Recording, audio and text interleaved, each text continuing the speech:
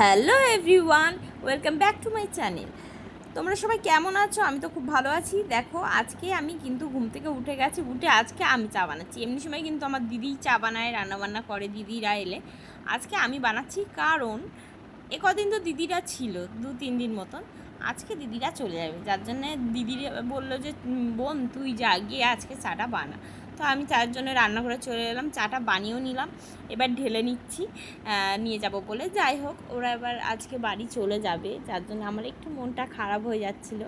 কিন্তু কিছু তো করার নেই, সবার কাজ বাজ থাকে, বাড়িতে যাওয়ার মানে কথা, মানে যেতে তো হবেই না।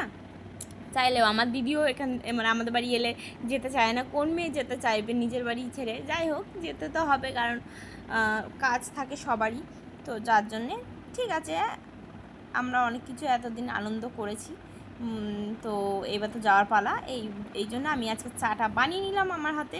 আর আমার চাটা আমি নিজে খেয়ে আমার এত খুব ভালো লেগেছে, আমি কি বলবো। কারোর প্রশংসা করার আগে আমি নিজে খেয়ে নিজের চায়ের প্রশংসা। কী রে, চাউমিন সব তো আমি বানালাম, বানিয়ে আমি শুধু রেডি করে দিচ্ছি। চাটা সবাই মিলে চা খাবো। ওয়েদারটা আজকে মোটামুটি ভালো, আবার কখন রোদ্দুর ওঠে ঠিক নেই, 11টা বাজলেই রোদ। চলো, যে যার চা তুলে নাও দিদে।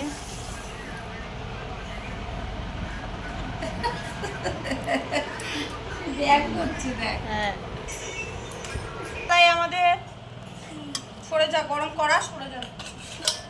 সকালবেলায় আমাদের চাউমিন হয়েছে, সকালের টিফিন সবাই নিয়ে নিয়েছে। গরমে একদম সিদ্ধ হয়ে গেছে রান্না করতে করতে রে কচি।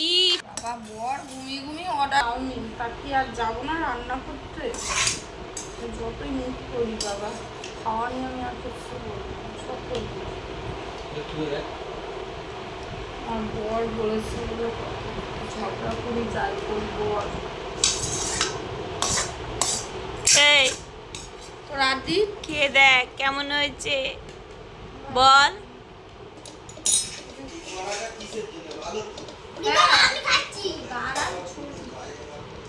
কেমন বল, খেয়ে বল, তোকে ক্যামেরা করছি।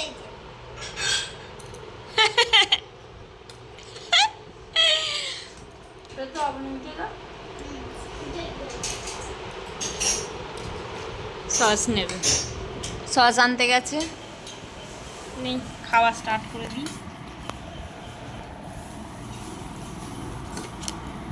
আমার লঙ্কাগুলো নিচে পড়ে গেছে, দেখি।